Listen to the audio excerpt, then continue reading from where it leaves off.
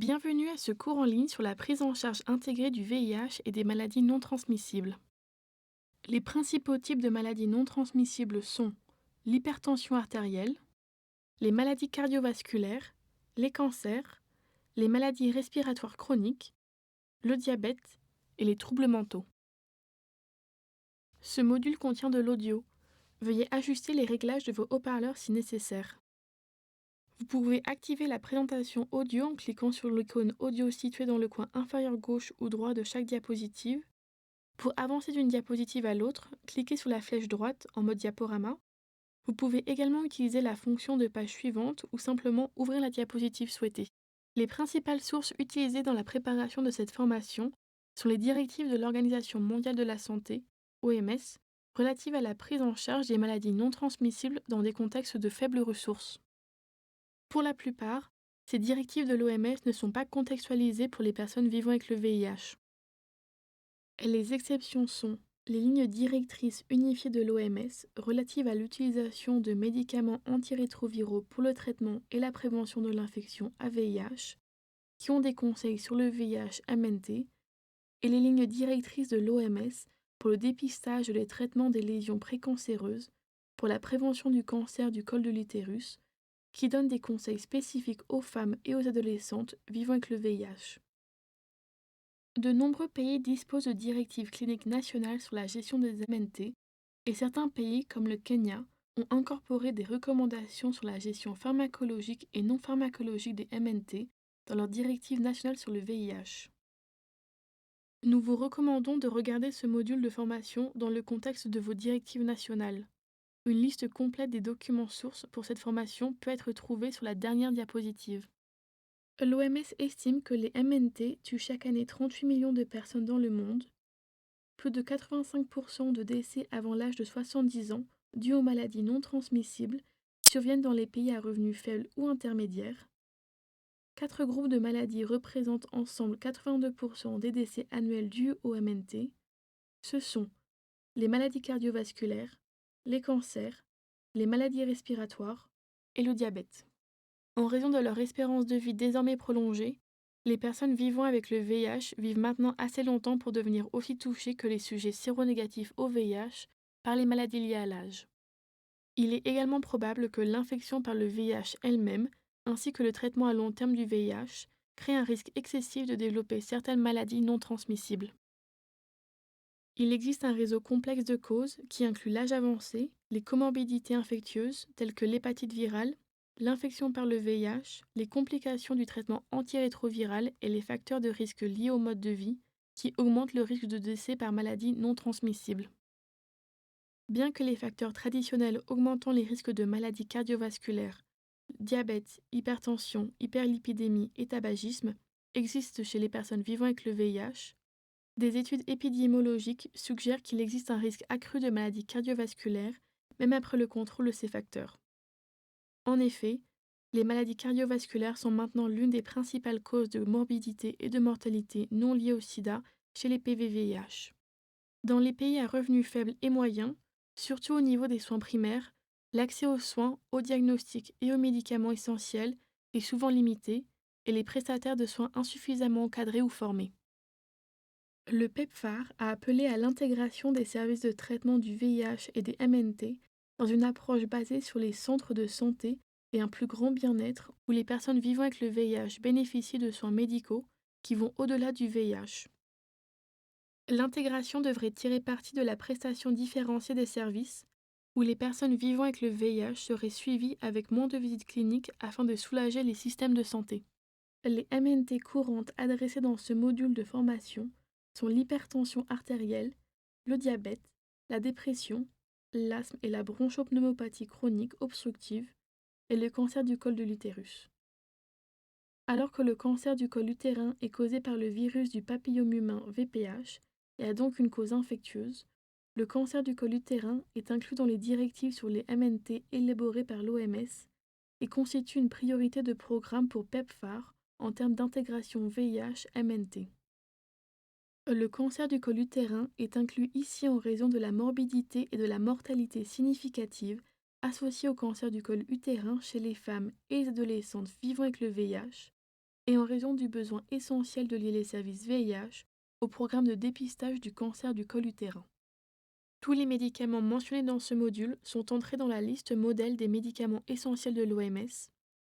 Les technologies essentielles citées sont énumérées dans les directives de l'Organisation mondiale de la santé, OMS, relatives à la prise en charge des maladies non transmissibles dans des contextes à faibles ressources. Il existe généralement des adaptations nationales des directives de l'OMS et des différences mineures par rapport au modèle de liste de médicaments essentiels et de diagnostic. Veuillez vous référer à vos adaptations nationales pour plus de détails. Cette diapositive résume les recommandations sur la prévention, dépistage et prise en charge des MNT incluses dans les lignes directrices unifiées de l'OMS relatives à l'utilisation des médicaments antirétroviraux pour le traitement et la prévention de l'infection à VIH. Les lignes directrices recommandent que l'évaluation et la gestion du risque cardiovasculaire soient fournies à toutes les personnes vivant avec le VIH selon les protocoles standards recommandés à la population en général. Prenez un moment pour passer en revue ce tableau et les recommandations de l'OMS au moment du diagnostic du VIH et de la mise en place du traitement au moment du début du traitement antirétroviral pour les personnes sous TAR et au moment de l'échec présumé du traitement. Les principales évaluations recommandées comprennent la tension artérielle, la fonction rénale, le dépistage et la gestion des problèmes de santé mentale et de la consommation de substances psychoactives, l'évaluation et des conseils nutritionnels et le dépistage du cancer du col de l'utérus.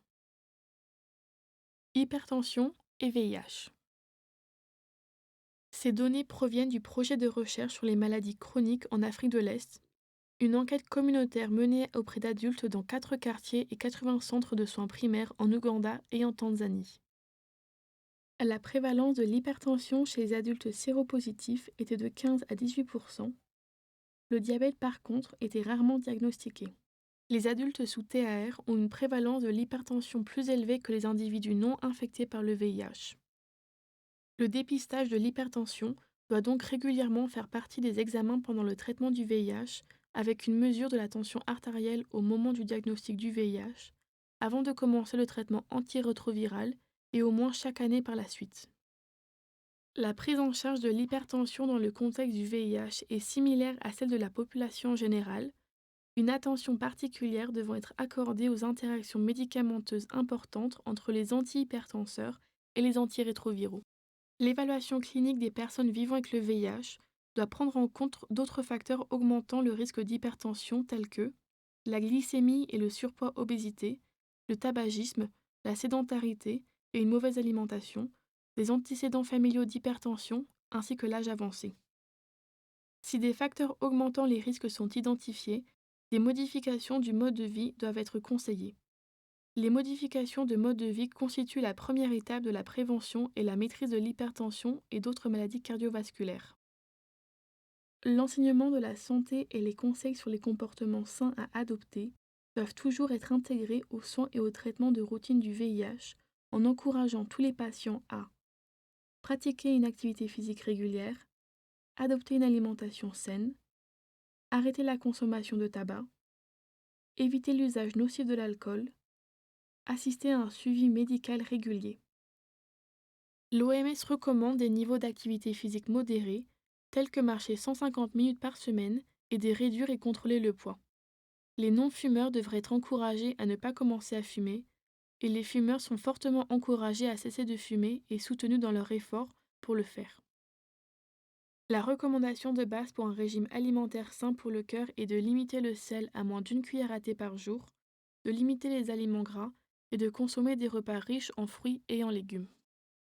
Cette diapositive illustre les conseils pour éviter l'usage nocif de l'alcool selon les centres de contrôle et de prévention des maladies aux États-Unis. Center for Disease Control. Il est recommandé aux hommes de ne pas consommer plus de 4 boissons alcoolisées en un seul jour et pas plus de 14 par semaine, tandis que les femmes ne devraient pas consommer plus de 3 verres en un seul jour et pas plus de 7 verres par semaine.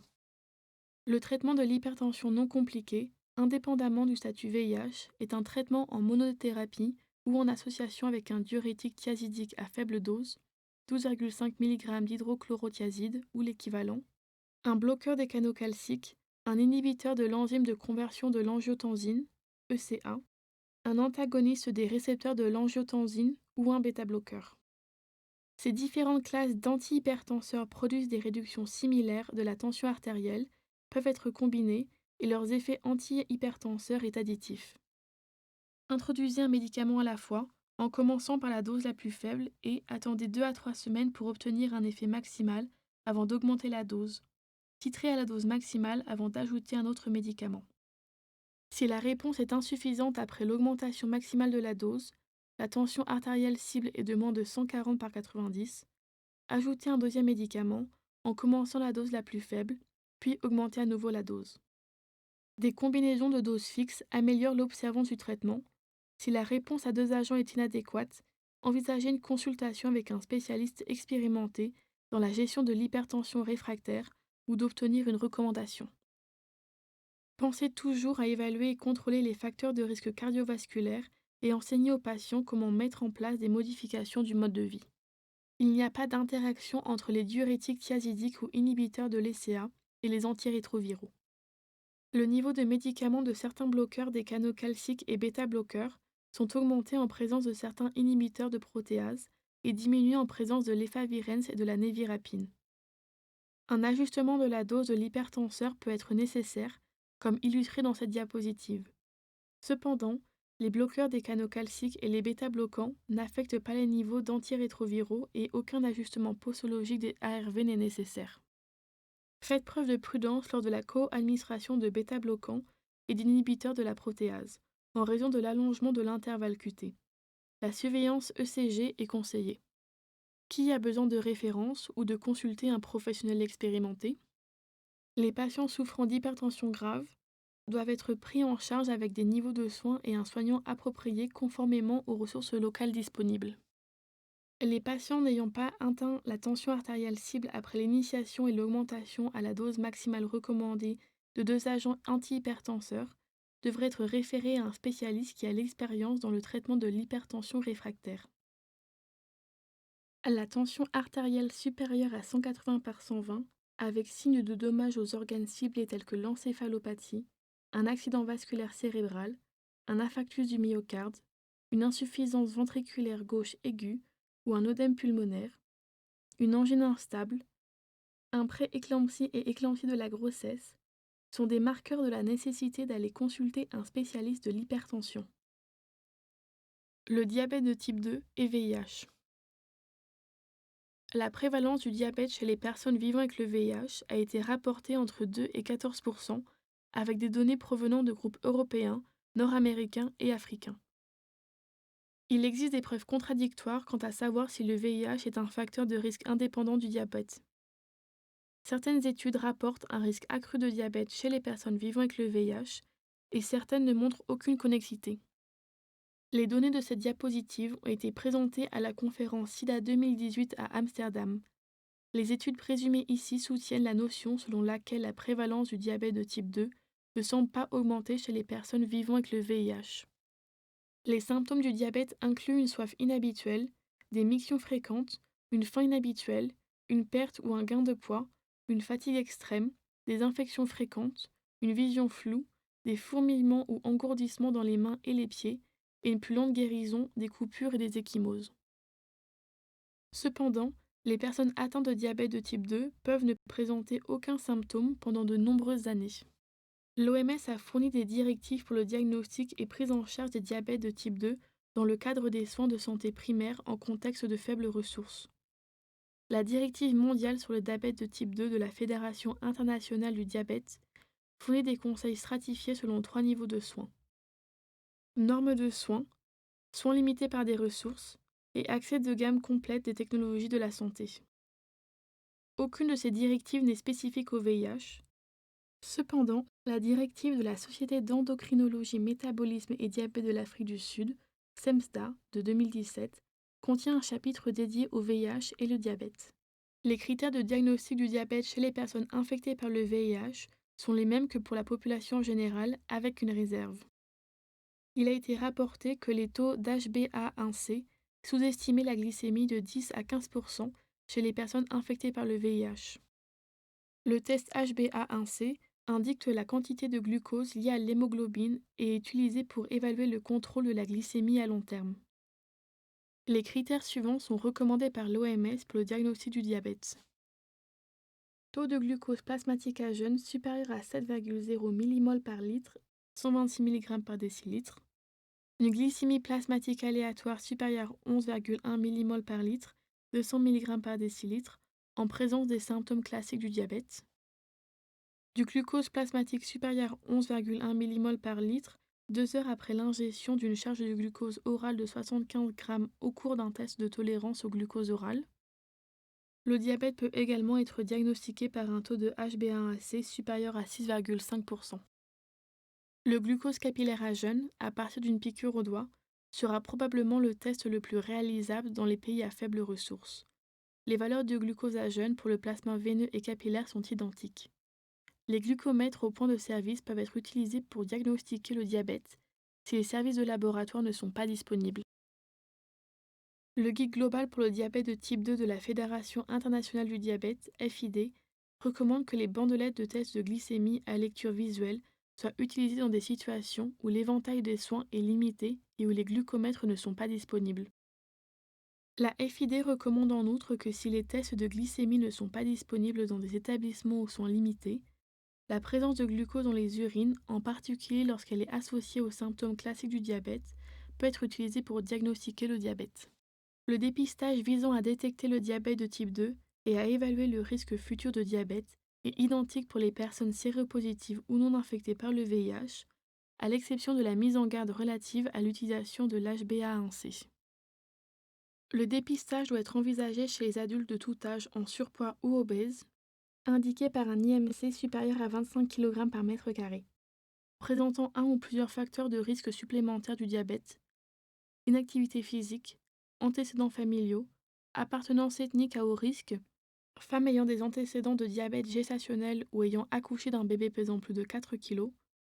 En l'absence de facteurs de risque, le dépistage du diabète est recommandé à partir de 45 ans.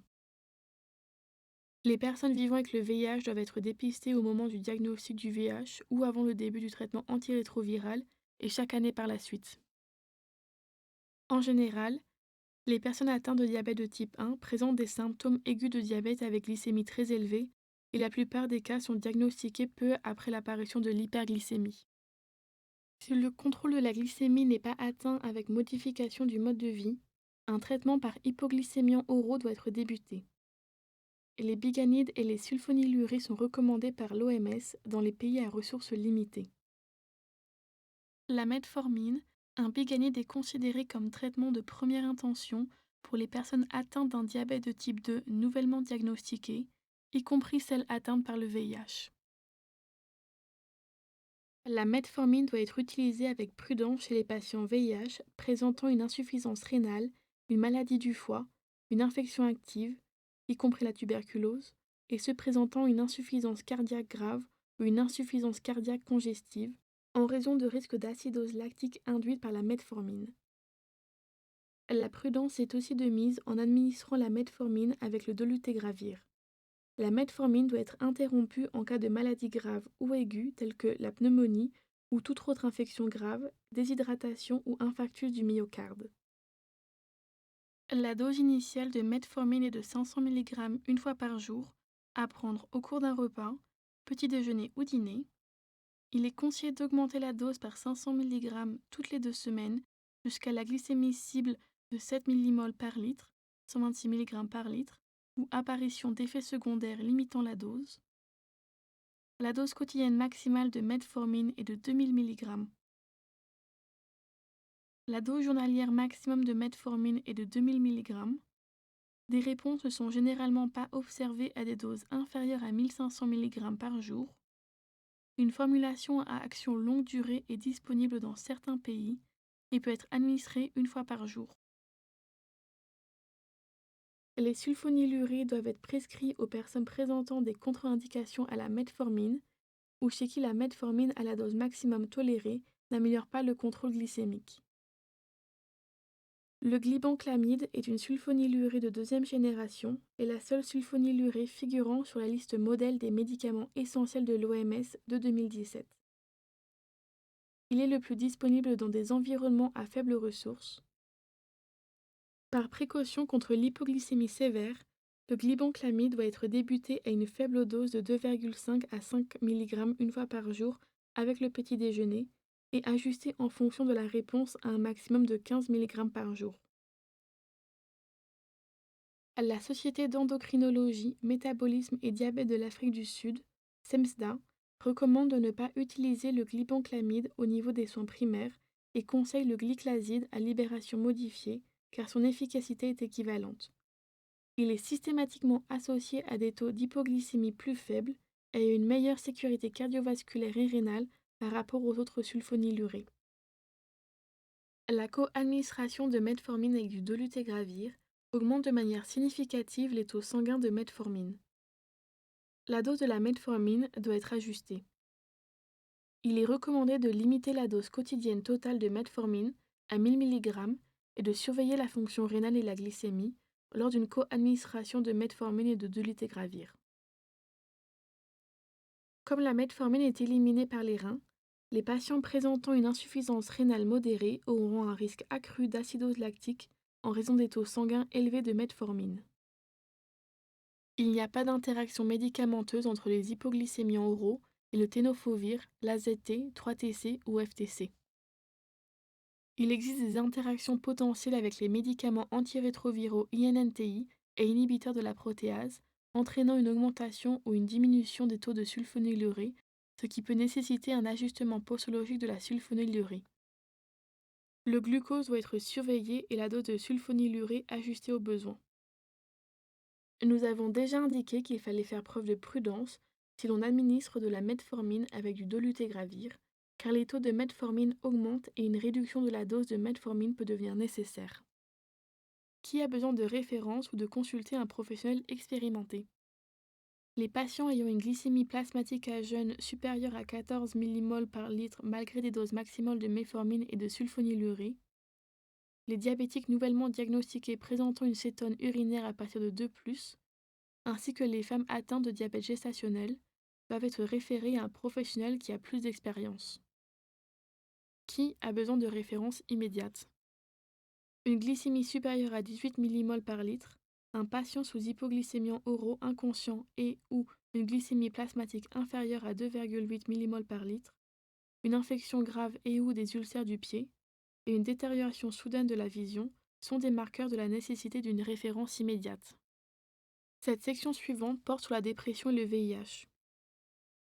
Les lignes directives unifiées de l'OMS relatives au TAR recommandent d'inclure l'évaluation et la gestion de la dépression dans l'ensemble des services de prise en charge du VIH destinés à toutes les personnes vivant avec le VIH. La dépression est 2 à 3 fois plus fréquente chez les personnes vivant avec le VIH que dans la population en général, dans des contextes disposant de ressources suffisantes ou de ressources limitées. La dépression est un facteur important contribuant à l'observance sous-optimale de TAR et à des résultats médiocres du traitement du VIH, y compris l'échec du traitement. L'OMS recommande une évaluation et un traitement de la santé mentale comme une intervention de soins essentielle pour les personnes vivant avec le VIH dans des environnements aux ressources limitées.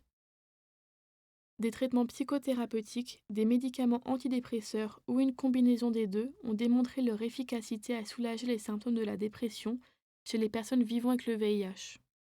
L'efavirenz est une composante de traitement antirétroviral de première intention dans les directives actuelles de l'OMS sur le traitement du VIH. Les effets secondaires de l'efavirenz sur le système nerveux central, SNC, sont fréquents mais généralement légers et transitoires. Ils comprennent les étourdissements, l'irritabilité, les maux de tête, la diminution de la concentration, l'euphorie, les vertiges, les rêves et les cauchemars et la dépression. La majorité des effets de l'efavirenz sur le système nerveux central induit apparaissent tôt et peuvent se manifester dès la première dose et disparaître en un mois. Dans certains cas, ils peuvent persister pendant des mois ou ne pas être résolus du tout. L'incidence des effets indésirables légers du système nerveux central liés à l'efavirenz a été rapportée entre 40 et 60%.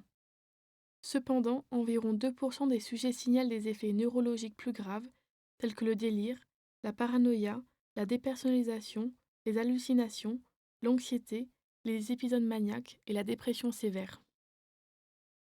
La prise d'efavirenz à jeûne et au coucher améliore la tolérance. Il est important d'expliquer les effets secondaires et leur nature habituellement légère et transitoire aux personnes avant qu'elles ne commencent l'efavirenz. Les personnes vivant avec le VIH qui souffrent de dépression préexistante et celles qui présentent des symptômes dépressifs prolongés après le début de l'efavirenz doivent prendre un autre médicament antirétroviral tel que le dolutegravir, la névirapine ou un inhibiteur de protéase selon disponibilité. Plusieurs outils sont disponibles pour faciliter le diagnostic de la dépression. Le questionnaire sur la santé du patient 9, PHQ-9, est un instrument de diagnostic auto-administré qui s'est révélé être un outil fiable et légitime pour poser un diagnostic de dépression fondé sur les symptômes du patient et mesurer la gravité de la dépression. Il a été utilisé dans le diagnostic de la dépression chez les personnes vivant avec le VIH, dans des contextes disposant de ressources suffisantes et limitées. Ce tableau résume comment interpréter le score du questionnaire PHQ-9 et l'encadrement suggéré à mettre en place. Un score inférieur à 5 indique qu'une dépression est peu probable et le test doit être répété au besoin. Un score de 5 à 9 indique une dépression légère et un score supérieur à 10 indique une dépression modérée ou grave. Une dépression légère peut être gérée par un suivi psychosocial. Un antidépresseur peut être envisagé pour la dépression modérée ou grave.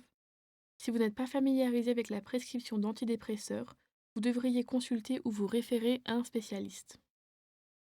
Le trouble bipolaire, également appelé maladie maniaco-dépressive, est un trouble caractérisé par des épisodes maniaques, des changements inhabituels d'humeur et d'énergie ou de niveau d'activité, et par la capacité ou pas à effectuer des tâches quotidiennes. Les épisodes maniaques sont caractérisés par une augmentation du niveau d'activité physique, des difficultés à dormir, des discussions rapides sur de nombreux sujets différents et des activités risquées, comme dépenser beaucoup d'argent ou avoir des relations sexuelles irréfléchies. Le trouble bipolaire est associé chez les personnes séropositives à un comportement à risque accru, ayant pour conséquence d'augmenter les risques de transmettre l'infection par le VIH. L'étude soignée des antécédents médicaux est nécessaire pour garantir que le trouble bipolaire ne soit pas diagnostiqué à tort comme une dépression. Les médicaments utilisés pour traiter le trouble bipolaire incluent des stabilisateurs de l'humeur, des antipsychotiques et des antidépresseurs. Le questionnaire PHQ-9 ne constitue qu'une partie de l'évaluation complète de la dépression. Des antécédents médicaux complets, un examen physique et une évaluation de l'état de santé mentale sont également essentiels pour diagnostiquer les personnes chez qui il existe un risque sérieux de dépression. Les symptômes dépressifs peuvent être confondus avec ceux d'autres maladies qui peuvent, elles, être détectées par un examen physique. Par exemple, la perte de poids ou la fatigue peuvent être associés au diabète, au cancer ou à une maladie de la thyroïde. Les symptômes dépressifs peuvent être également confondus avec une détresse normale consécutive à un stress important, par exemple la violence domestique, le décès d'un être cher, une catastrophe naturelle, comme le révèle l'étude d'antécédents. Veuillez prendre un moment pour examiner ce tableau qui résume comment procéder à une évaluation de l'état de santé mentale. Voici un autre tableau, cette fois résumant les étapes de prise en charge non pharmacologique pour la dépression. Ces étapes sont les suivantes. Soutien psychosocial et éducation sur les gestes à adopter, développement de compétences d'autogestion des symptômes, réduction du stress et renforcement du soutien social, ainsi que la promotion d'un comportement qui permette aux patients d'accomplir des activités quotidiennes normales. Veuillez prendre un moment pour lire les messages clés associés à chaque étape. Il existe deux classes principales d'antidépresseurs, les antidépresseurs tricycliques et inhibiteurs sélectifs du recaptage de la sérotonine ou les ISRS. Deux antidépresseurs figurent sur la liste des médicaments essentiels de l'OMS, l'amitriptyline et la fluoxétine. Les deux appartiennent à la catégorie C de médicaments durant la grossesse, ce qui signifie que les preuves sont insuffisantes pour évaluer leur sécurité pendant la grossesse. Si possible, demandez conseil à un spécialiste connaissant bien les solutions de remplacement. La posologie de l'amitriptyline commence à 25 mg au coucher, augmentant de 25 à 50 mg par semaine jusqu'à un maximum de 150 mg par jour. La dose quotidienne minimale efficace chez l'adulte est de 75 mg. Les antidépresseurs tricycliques ne doivent pas être utilisés pour traiter la dépression chez les enfants et les adolescents.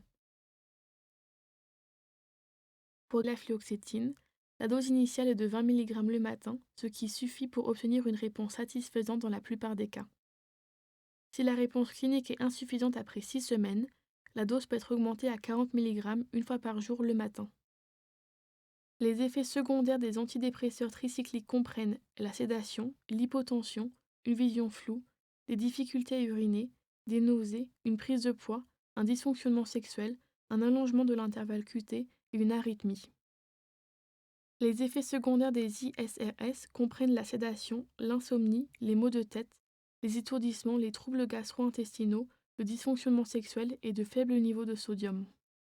Il n'y a pas d'interaction médicamenteuse entre l'amitriptyline et la fluoxétine et les antirétroviraux de première ligne couramment utilisés. Bien que les doses d'amitriptyline et de fluoxétine soient augmentées en cas d'administration concomitante d'inhibiteurs de protéase rehaussée, aucun ajustement de la dose de l'antidépresseur n'est nécessaire. Notez que l'amitriptyline doit être utilisée avec prudence lorsqu'associée à la prescription d'inhibiteurs de la protéase rehaussée, en raison du risque d'allongement de l'intervalle QT et qu'une surveillance de l'ECG est recommandée. Qui a besoin de consulter ou d'être renvoyé vers un spécialiste? La consultation ou le renvoi vers un spécialiste devrait être envisagé au besoin dans la prise en charge du patient déprimé, s'il existe des signes d'épisodes maniaques ou de troubles bipolaires, ou en cas de non-réponse au traitement, ou si trop nombreux effets secondaires des médicaments. Une référence immédiate est nécessaire s'il existe un risque d'acte autodestructeur ou de suicide. L'asthme bronchite, les bronchopneumopathies chroniques obstructives, BPCO et VIH. Définition. La bronchopneumopathie chronique obstructive, BPCO, est caractérisée par des symptômes de difficultés respiratoires persistantes et une limitation chronique du débit d'air due à des anomalies des voies respiratoires et ou alvéolaires généralement causées par une exposition importante à des gaz ou des particules nocives.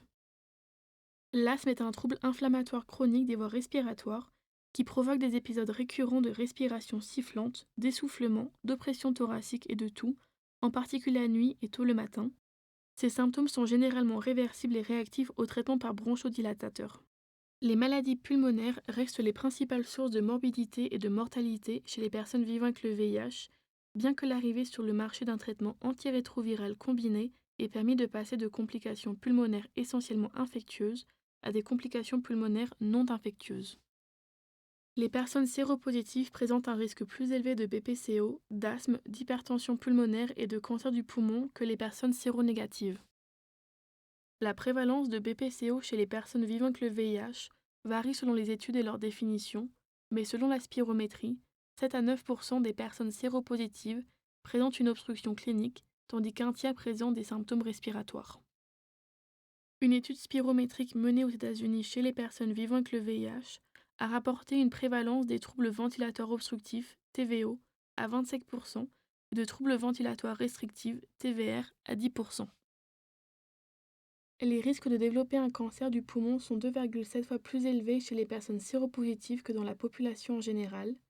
Les facteurs de risque de cancer du poumon chez les personnes séropositives sont le vieillissement, le tabagisme, les infections pulmonaires antérieures et l'inflammation provoquée par le VIH lui-même. L'asthme, comme les BPCO, peuvent se manifester par la toux et difficultés respiratoires, une oppression thoracique et ou une respiration sifflante. Les signes et symptômes marqueurs pour un diagnostic de l'asthme sont les suivants. Présence des symptômes depuis l'enfance ou le début de l'âge adulte. Antécédents d'allergie au pollen, d'eczéma et outre d'autres allergies, intermittence des symptômes avec des périodes asymptomatiques intercalées. Aggravation des symptômes la nuit ou aux premières heures du matin. Déclenchement des symptômes par une infection respiratoire, l'exercice physique, des changements climatiques ou le stress. Et une réaction de soulagement suite à l'inhalation de salbutamol. L'examen physique peut être normal entre les épisodes marqués par une respiration sifflante, des râles bronchites, une expiration prolongée et une fréquence respiratoire élevée. Les symptômes et les signes qui favorisent le diagnostic du BPCO sont les suivants. Antécédents de tabagisme lourd, plus de 20 cigarettes par jour pendant plus de 15 ans. Antécédents d'exposition forte et prolongée aux particules et gaz nocifs dans un espace clos ou dans un environnement professionnel. Début des symptômes à un âge moyen, après 40 ans ou plus. Lente aggravation des symptômes sur une longue période de temps. Antécédents prolongés de toux et d'expectoration quotidienne ou fréquente, débutant habituellement avant l'essoufflement. Et Symptômes persistants avec peu de variation d'un jour sur l'autre. À l'examen, il peut y avoir une poitrine de Barry, la respiration sifflante, l'entrée d'air réduite de manière diffuse, l'hyperrésonance à la percussion, l'expiration prolongée et des crépitations présentes au début d'inspiration.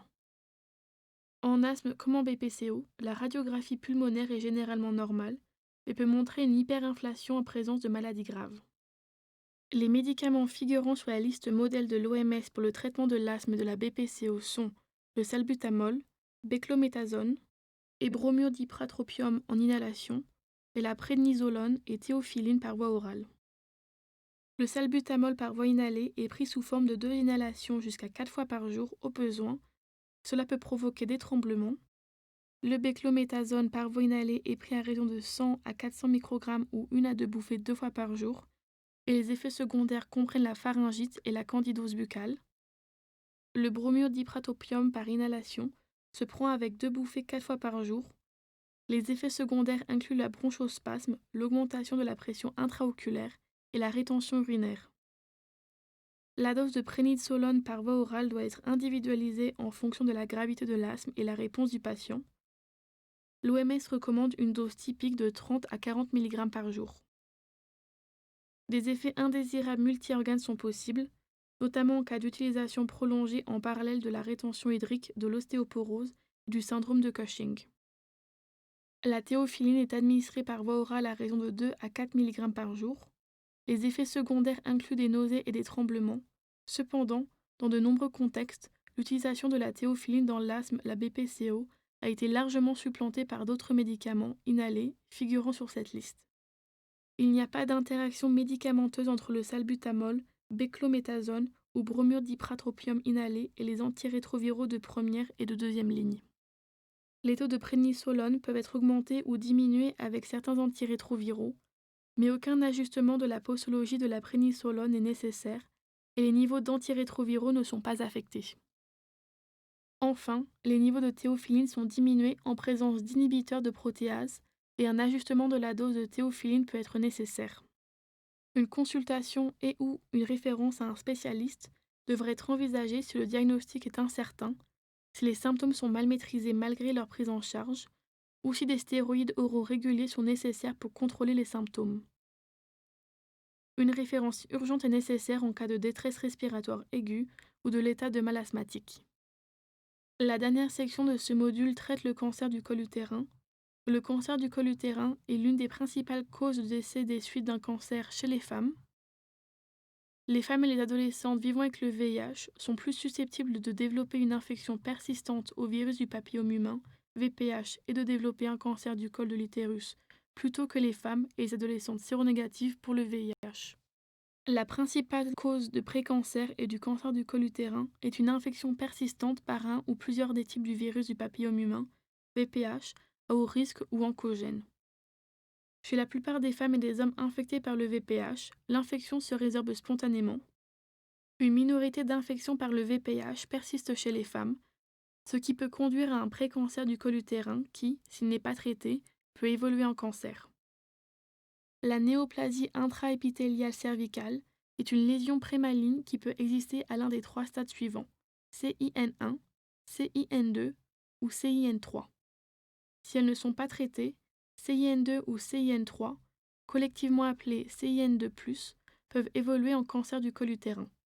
Les femmes et les filles vivant avec le VIH sont plus susceptibles de développer des infections à VPH persistantes à un âge précoce et de développer le cancer plus tôt, jusqu'à 10 ans plus tôt que les femmes et les filles séronégatives pour le VIH, et de présenter plus fréquemment une maladie avancée. On estime qu'environ 1 à 2% des femmes séronégatives pour le VIH vont développer un CIN2+, chaque année d'infection à VPH. Chez les femmes vivant avec le VIH, toutefois, le taux déclaré de CIN2+, est de 10%. Le cancer du col utérin est une maladie déterminante du sida. Le dépistage du précancer et du cancer du col utérin doit être effectué chez les femmes et les filles qui ont débuté leur vie sexuelle dès que la femme ou la fille a été testée positive au VIH, quel que soit son âge. Chez les femmes vivant avec le VIH et dont le statut VIH est inconnu, dans les zones à fort taux d'infection par le VIH, L'intervalle entre les tests de dépistage devrait être inférieur à 3 ans. Les femmes qui ont reçu un traitement devraient faire l'objet d'un dépistage après un traitement au bout d'1 an. Dans les situations aux ressources limitées, une approche de type dépister et traiter, ou voir et traiter, est recommandée. Il y a plus d'informations sur cette approche dans la diapositive suivante. Il existe 3 types de tests de dépistage. L'inspection visuelle à l'acide acétique, ou IVA. L'IVA est la stratégie privilégiée par l'OMS dans les pays à ressources limitées. La cytologie conventionnelle, test PAP. Le test VPH pour les sous-types de VPH à haut risque. La pratique standard consiste à dépister séquentiellement les femmes par cytologie, test de PAP. Lorsque les résultats cytologiques sont positifs, la classification de la CIN est basée sur une colposcopie ultérieure avec biopsie de lésions suspectes. Le traitement n'est administré que lorsque CIN2+ a été confirmé par histologie. Dans les environnements à ressources limitées, l'approche dépister et traiter, ou voir et traiter, utilise le dépistage IVA suivi d'un traitement immédiat lors de la même visite ou dès que possible. Les traitements recommandés pour l'approche voir et traiter sont la cryothérapie et les procédures LIP ou LETS. Nous parlerons plus en détail des options de traitement plus tard dans cette section. Les traitements disponibles incluent la cryothérapie, la procédure LIP ou LETS. Il s'agit d'une procédure d'excision électrochirurgicale en boucle ou d'une excision en grande boucle de la zone de transformation et la conisation à couteau froid, CKC.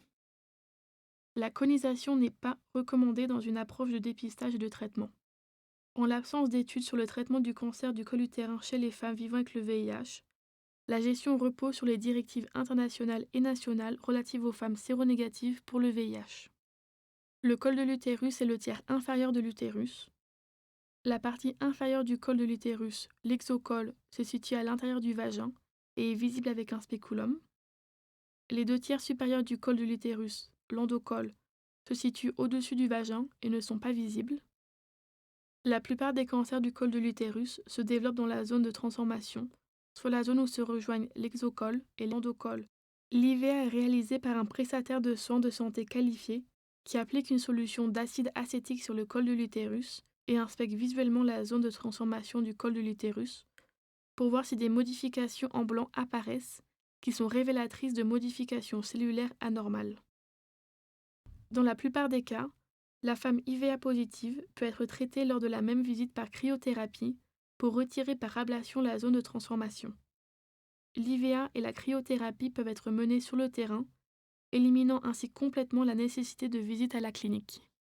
La cryothérapie est indiquée chez les femmes et les filles positives après dépistage si la totalité de la lésion acéto-blanche et de la jonction squamo-colonnaire est visible et si la lésion ne couvre pas plus des 3/4 de l'ectocole. La cryothérapie est la congélation des zones du col de l'utérus qui présentent des anomalies. La procédure consiste à appliquer un disque métallique fortement refroidi ou une cryosonde sur le col de l'utérus et est réalisée sans anesthésie. Pour les femmes et les filles présentant un dépistage positif, chez qui la lésion dépasse la cryosonde ou se situe dans le canal cervical, la procédure d'excision électrochirurgicale de loupe est indiquée. La LIP consiste à éliminer les zones anormales du col de l'utérus à l'aide d'une boucle fine en fil de fer alimentée par une unité électrochirurgicale. La boucle permet de couper et de coaguler en même temps, et ceci est suivi de l'utilisation d'une électrode à bille pour compléter la coagulation. La LIP vise à éliminer la lésion et toute la zone de transformation. L'intervention est réalisée sous anesthésie locale en ambulatoire. L'OMS recommande la vaccination anti-VPH chez les filles et les garçons âgés de 9 à 13 ans. Le vaccin anti-VPH est recommandé à toutes les personnes vivant avec le VIH, hommes et femmes, jusqu'à l'âge de 26 ans. Les personnes vivant avec le VIH devraient également recevoir le traitement sur 3 doses, à 0, 1 et 2 mois et 6 mois. Il n'est pas nécessaire de dépister l'infection à VPH ou l'infection par le VIH avant la vaccination contre le VPH. Qui a besoin de consulter ou d'être renvoyé vers un spécialiste? Toutes les femmes et les adolescentes séropositives, quel que soit leur âge, devraient passer un test de dépistage complet et commencer un traitement par IVA, cryothérapie ou LIP si la structure qu'elle fréquente ne propose pas un de ces services. Toutes les femmes et les adolescentes présentant des signes ou des symptômes de cancer du col de l'utérus doivent être immédiatement orientées vers une structure proposant des niveaux de soins plus spécialisés. Les principales références bibliographiques utilisées dans la préparation de ces protocoles sont les directives élaborées par l'Organisation mondiale de la santé pour la gestion des maladies non transmissibles dans des contextes aux ressources limitées. Pour la plupart, ces directives de l'OMS ne sont pas spécifiques aux personnes vivant avec le VIH et ont été adaptées en fonction. Ceci conclut le module de formation sur la gestion intégrée du VIH et des maladies non transmissibles. Merci pour votre participation. Vous pouvez maintenant quitter la présentation.